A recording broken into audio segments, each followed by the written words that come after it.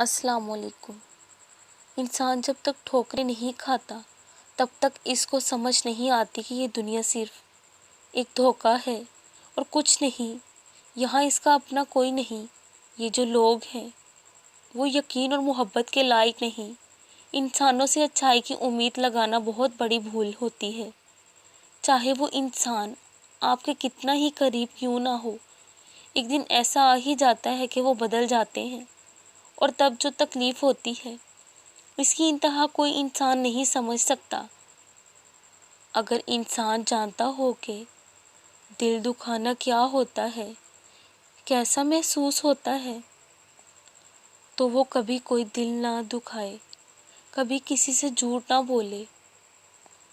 دل کی ایسی تکلیف تو صرف دل بنانے والا جانتا ہے، تو بس اس میں اللہ کی محبت کو بسا لو۔